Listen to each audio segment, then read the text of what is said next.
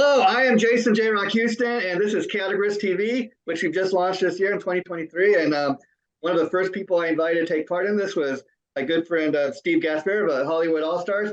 Now, Steve, is today your birthday? Was I seeing that? You know what, Jason? I don't want to say you should feel honored, but when we had scheduled this, I thought to myself, what better way to celebrate my birthday than with you and chaotic riffs and all the cool stuff you're doing? So here I am. I'm yours. Let me just happy birthday to you, happy birthday to you, happy birthday, dear Steve. Thank you for joining us today. It's my pleasure. Wait, I got to accompany you on the Hammond back here. Yeah, wait. I love that. Anyways, Steve, I love the background, the pianos and everything. I mean, it's what you do, right? So this is it. Yeah, this is it. Great place to start off. The last time I talked, the last interview we did about a month or so ago, you were telling me that you guys were getting ready to play at an event at a New York winery. I know you had to reschedule, so let's talk a little bit about that. Yeah, you know what, Jay, we had a kind of an unfortunate situation happen with our guitar player, Andy Abel. Andy had to go in for some surgery, and you got to understand, Andy is my right-hand man in this. He's one of the founding members of the band. Wow. He is, to me, what Steve Lukather is to Toto. There you go. Yeah. I'm sure you could imagine, you know, Toto could sub out a bass chair to Nathan East. They could sub out the drum chair, maybe a different keyboard chair, but Steve Lukather's got to be there, right? Yeah. That's sort of what Andy is to the Hollywood All-Stars. And after reflecting on it a little bit, I realized I can't go out and do this show without Andy. So the good news is he's healing up. He's doing really well. And we will be rescheduling that City Winery date, plus a bunch of other stuff. So that's what happened to that. I respect that because, you know, you're so right. So many acts would, you know, take the opposite approach and, you know, oh, the show must go on and we'll just get a replacement. But I love the fact that you got that loyalty to your bandmate, you know.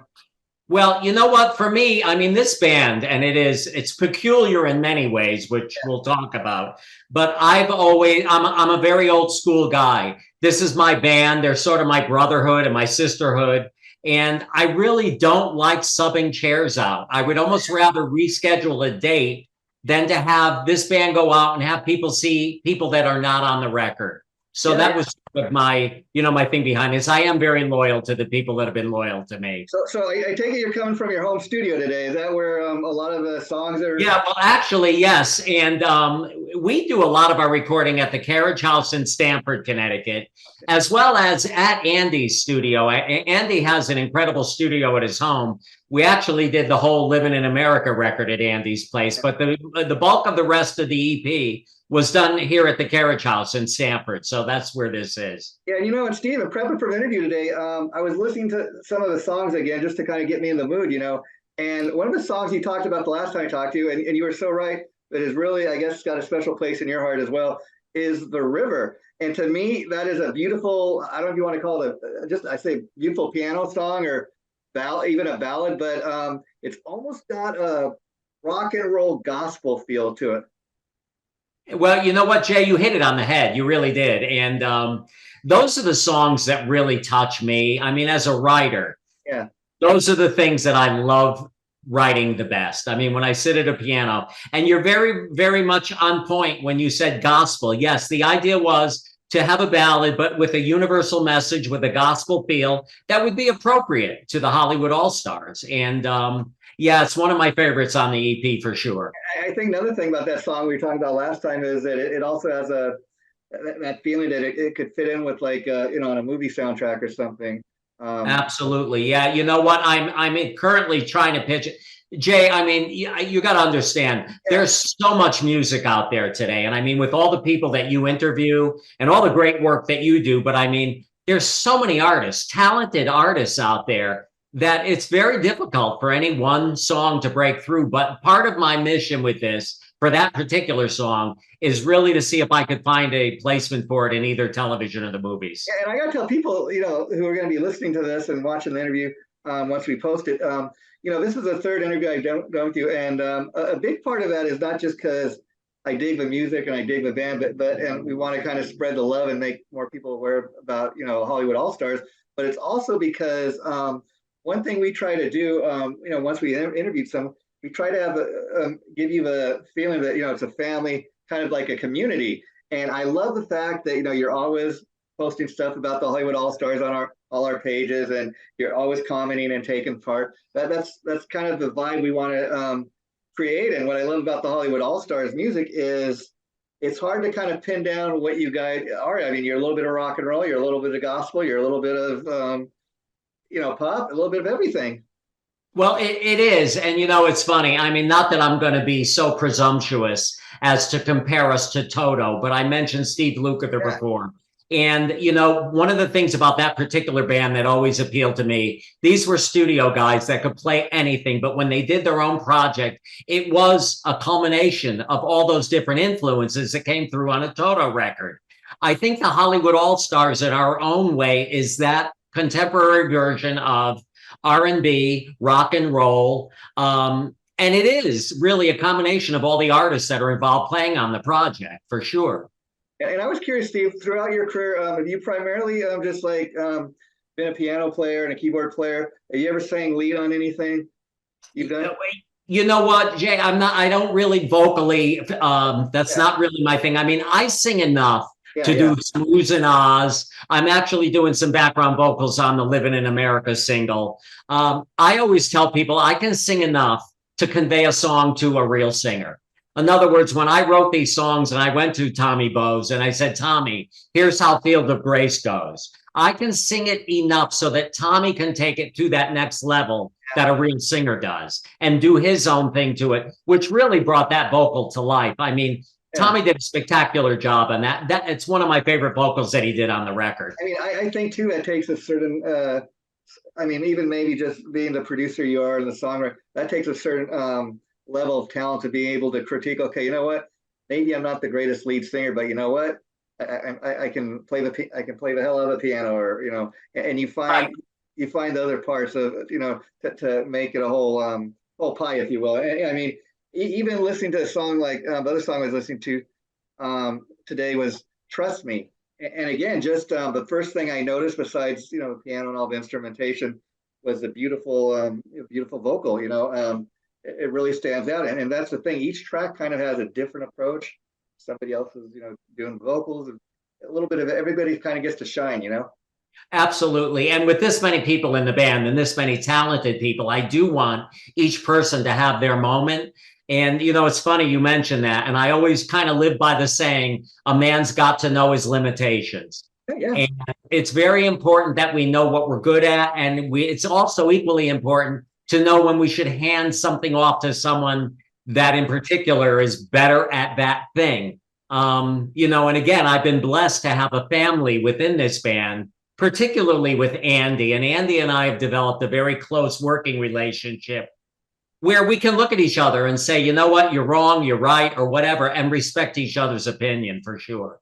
Yeah, I mean, it's almost like, creating a painting or some kind of art. I mean, in the sense that, like, if you were to do a painting and you do just all one color, it looks kind of bland. But if you have different colors and different shapes and stuff, it adds to the picture, Absolutely. And even when it comes to the songwriting, I mean, on this particular EP, yes, I'm the primary writer, but the song you mentioned, Trust Me, was written by our horn section, the Uptown Horns. Living in America, obviously, is the great Charlie Midnight, Dan Hartman single that James Brown had the hit with. And it's all those little different flavors. Listen, the trick for me is it's got to sound unified, but at the same time, not stagnant or boring. And that's a little bit of a tap dance. But I think we were very successful with this EP. I think we accomplished that. Yeah, and the thing with being the guy that writes most of his stuff, or principal writer, as you say, even though you have these other people in the band and everybody's talent kind of gets to shine on each track, as a songwriter, that must, when that song is completely recorded and all the tracks are, and it's fully produced, it must be a great feeling. Like, that's this little song I sat down and wrote, but then all these other musicians, they came and put their piece into the song, and it's now just, it's even beyond what I imagined when I wrote it. Well, Jay, you're right, and it's fun. And again, not that I don't want to turn this into a mutual admiration society, but it is a little bit, because I've always enjoyed talking to you, and I just feel like a kinship with you, that musically you and I are so much on the same page.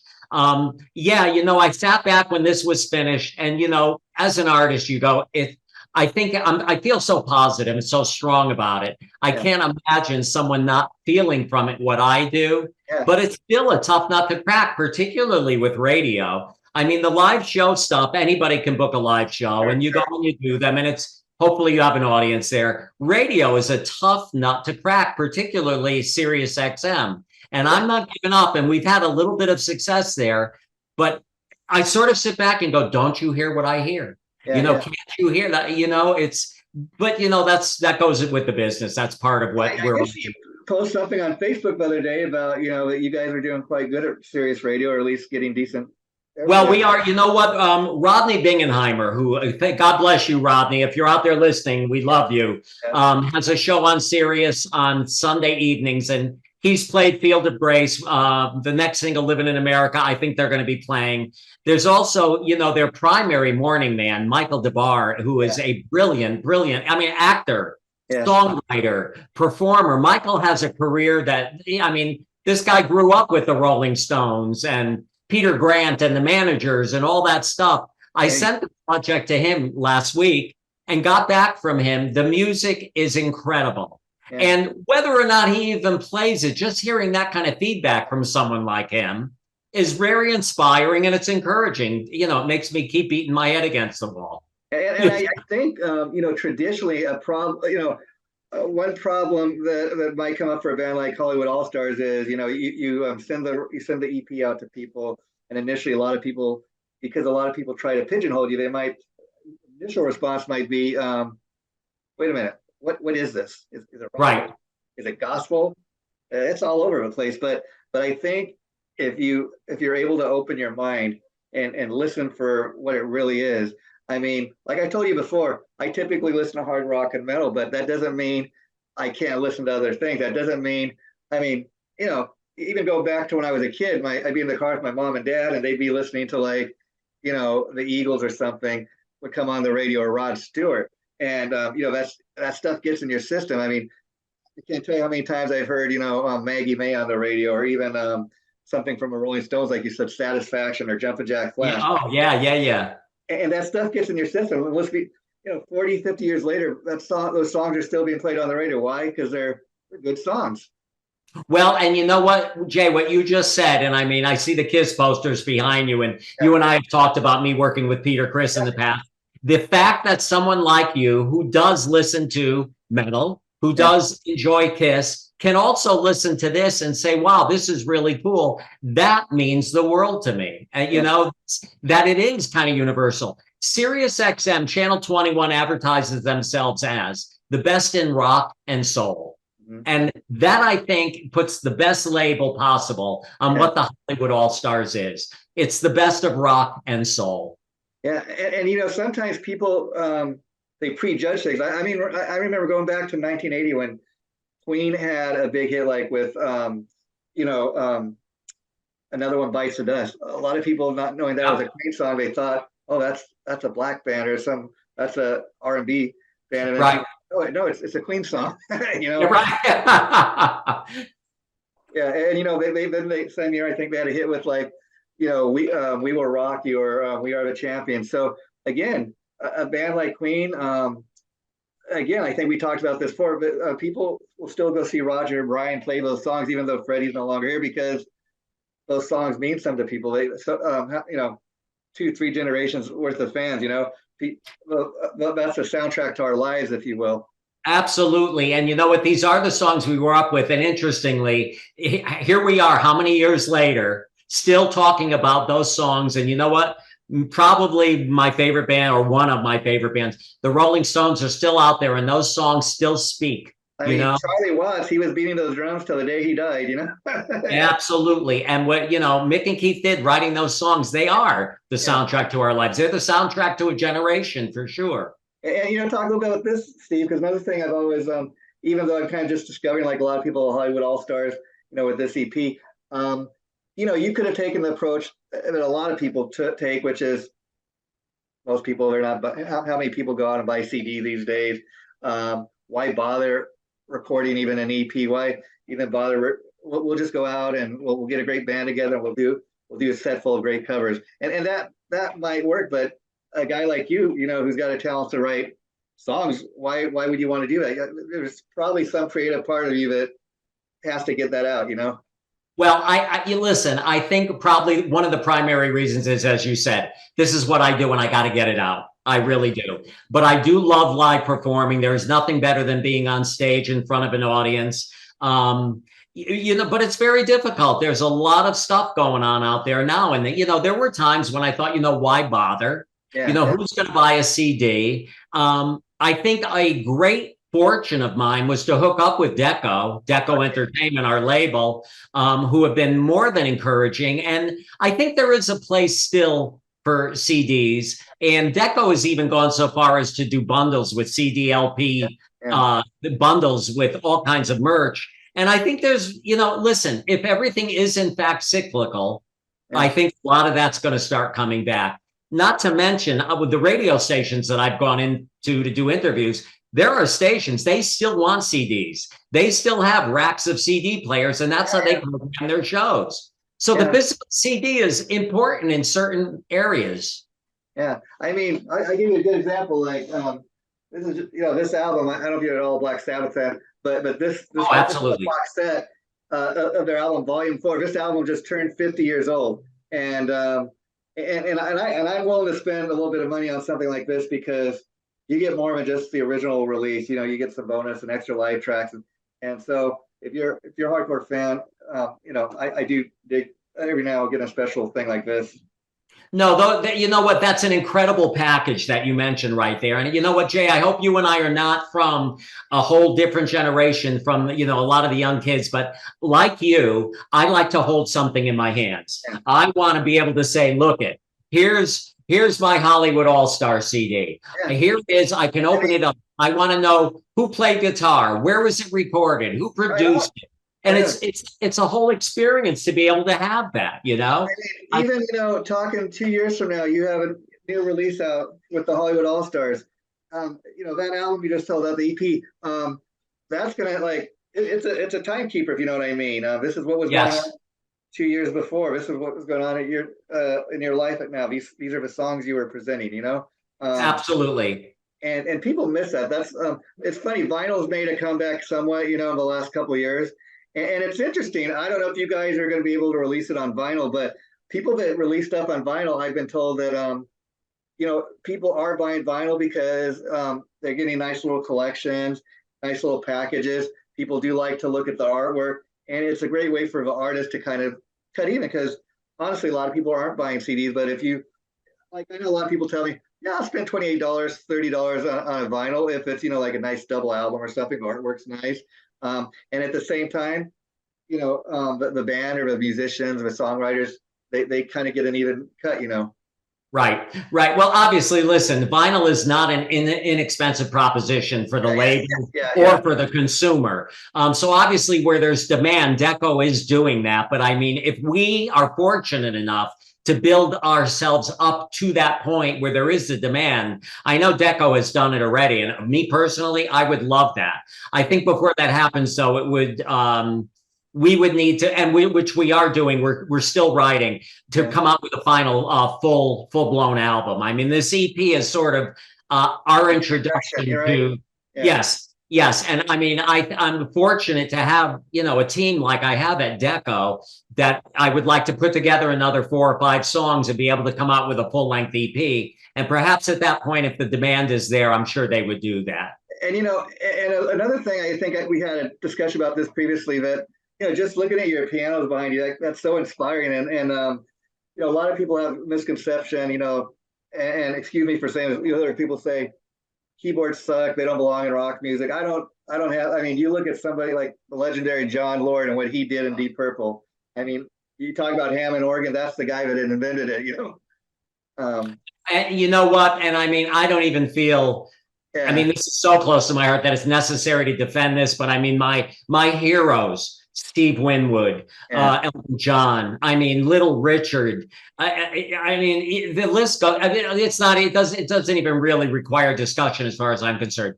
Yes, listen, even in my own band, the guitar is sort of center stage. And again, like Toto, David Paich is one of my favorite piano players on the planet. Yeah. When we look at a total concert, Steve Lukather is the guy out there. He's stage center doing his thing. I love the fact that this EP is kind of guitar driven. Yeah, yeah. And people think that because Andy produced it with me, it might have been Andy's doing. On the contrary, it was me saying, Andy, we need more guitar on this. And again, I think that's what makes the Hollywood Allstars such a great band, because being the great writer that you are, if you wanted to make it all about you and you be the center stage, you could do that and people would come and see it, but it'd be a very different. You're right, Jay. It would be a whole different animal. Exactly right. And that's what I dig about the Hollywood Allstars. That's exactly what it is. Kind of not that you know who all the guys are. They're all stars though. Everybody brings something to the show.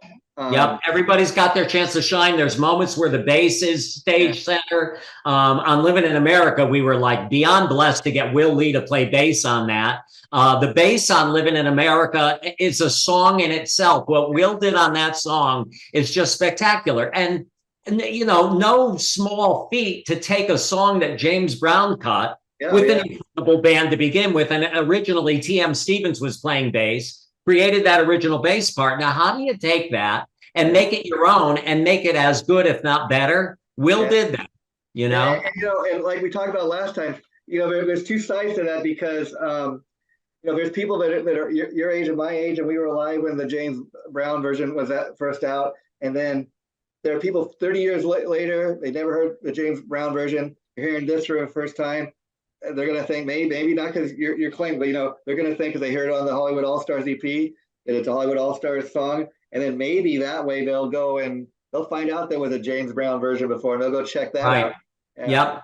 And it really is such a great song. And again, hats off to Charlie Midnight and Dan Hartman. That to me, it's like a no-brainer that radio would jump on that again. And I mean, when you think about what's going on politically in our world now and economically in our world, the fact that here's a song that promotes the United States of America and how great a country this is, it blows my mind that every station in the country isn't jumping on this song. I mean, I love, that's what I love about this song, and just the whole attitude, both versions of the song. I mean, it's such a patriotic song. I can't tell you how tired I get, not to get political, but we will for a minute, the current president getting on TV and bad-mouthing our country and saying, I just heard the other day, the United States is a racist country. You know, I don't want to hear that. I mean, maybe it is, but let's try to think what's good with it too.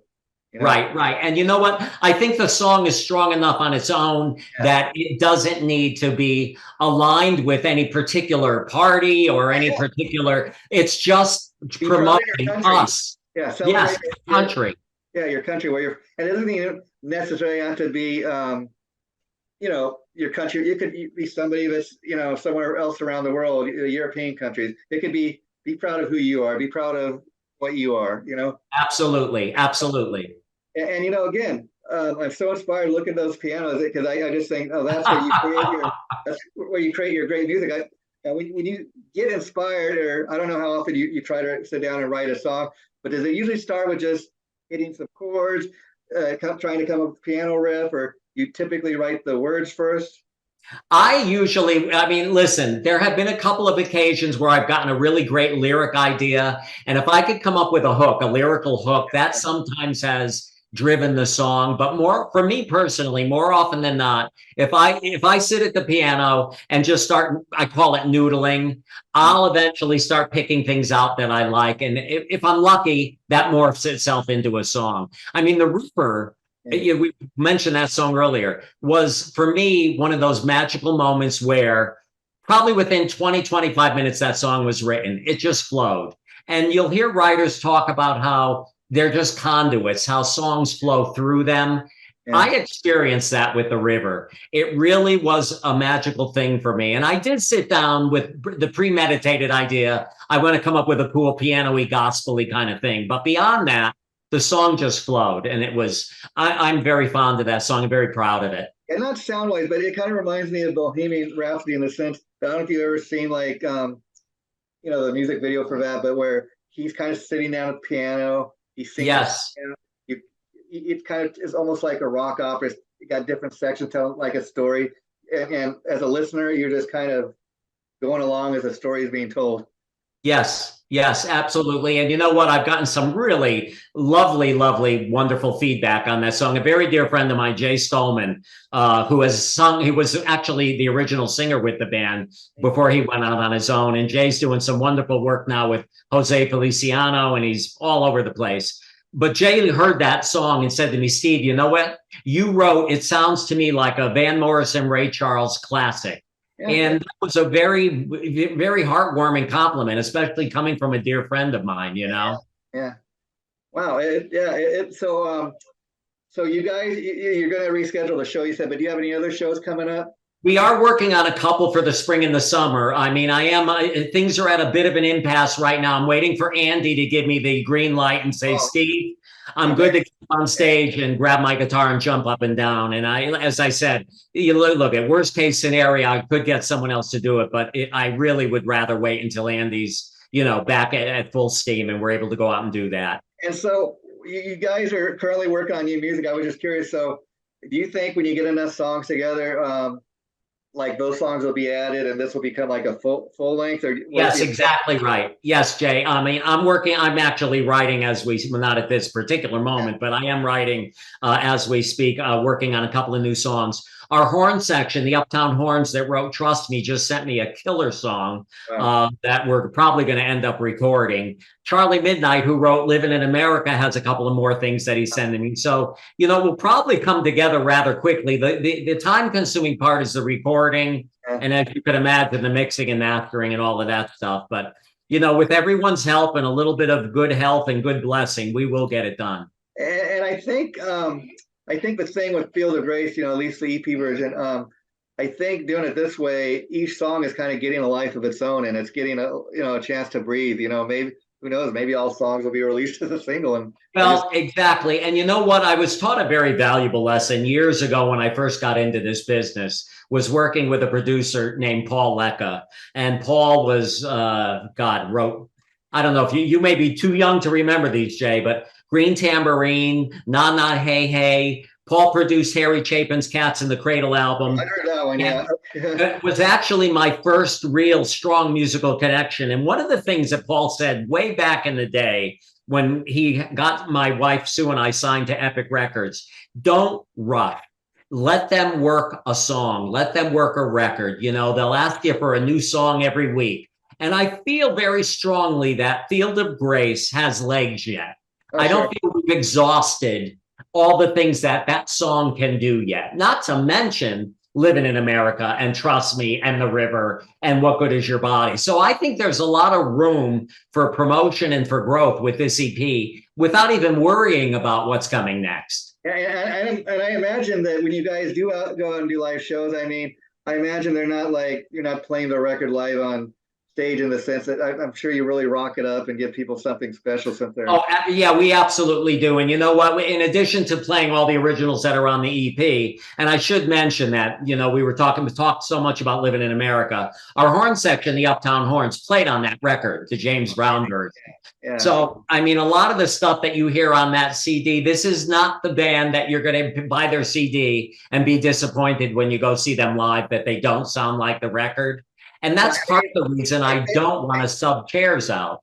I think if somebody gets the EP, the only disappointment they're going to have is they're going to wish it was more than 5 songs. We want more. And you know what? That's a beautiful thing. If that's the worst thing is we want more, I'll take that. Yeah, exactly. Yeah. And the other thing with that is I was talking to somebody about this the other day, the world being what it is today, you're lucky when people go on YouTube and they check out your songs, they even play it all the way through. And if they do, I think you're onto something, That's a good thing. No, for sure. Yeah. Well, Steve, you got any special plans for your birthday? You're just going to chill out at home? You know what, Jay, I got to tell you, my wife made a lovely dinner tonight. I've opened a bottle of wine and I've tried not to finish it before speaking with you. Yeah. the rest of the weekend will be just me celebrating with some close friends. And I'm going to step back and be grateful for all the wonderful things that have happened this past year, including our deal with Deco, and just look forward to what's coming in this next year. I'm very optimistic that things for the Hollywood All-Stars are going to continue to do very well. And if I may, not to sound like I'm stroking you, but I want to thank you from the bottom of my heart, because you're always a pleasure to talk to. And I really enjoy, having the opportunity to speak with you. I'm a music fan first. As you could tell, I could talk about music for hours and hours. And before I let you go, you mentioned your wife was signed a deal. Is she in a band herself, or does she just she's one of the background vocalists. And as a matter of fact, if you go on, Deco just released the single version of Living in America. We also just released a live concert video with that song. Yeah. Sue is in that video. She's one of our background vocalists and is on the record doing background vocals as well. So yeah, we're still working together as well. Great. In closing, I'll tell you this, that's another thing I picked up about the Hollywood All-Stars, but just the background sound that you guys got, the background vocals. I mean, even look at a great band like Van Halen. I mean, Michael Anthony, his background vocals are key to that band's sound. I realized a long time ago how important background vocals are. And I mean, I've always been a fan of bands like the Eagles, and I've been bands with the amazing background vocal arrangements, and the pitch and the execution is just spectacular. Yeah. And we were lucky. In addition to my wife, there's a singer, Melanie Bennett, and two session singers that, Jay, if I told you, one of them was just singing with Bruce Springsteen on his new single, Dennis Collins, who's spectacular, and Sharon Bryant, who is another spectacular background vocalist. I was blessed with this. I mean, I had a lot of cooperation with people that, were excited to join the project. So yeah, the background vocals for me were paramount. Well, Steve, you are, and you look like a rock star. I mean, you look like a fun interview, so it must be keeping you young. Happy birthday once again, and thanks for joining us. The interview we just did, I'm probably going to have it posted sometime next week. Once I have a date, I'll be sure to let you know. Feel free to share with everybody, and you're welcome back here anytime. Okay, this was so Jay, thank you, and I will, and we will see on social media. I mean, and I agree with you. It is one big family, and we're all here to help each other. So I thank you. I really appreciate it. It's nice seeing you face to face. I love doing it this way. I got to say, I had a friend that kind of really encouraged me to start doing these Zoom interviews, and it's been a lot of fun. I'm happy I embraced it finally. No, I think you're going to be very successful with them. I think you'll be very pleasantly surprised. Oh, we got a guest like you, we will. So thanks for that, Steve. You have a happy birthday. We'll see you again. Take care, my friend. Thank you very much, Jay, and have a great weekend. You too. Bye-bye. Bye-bye now.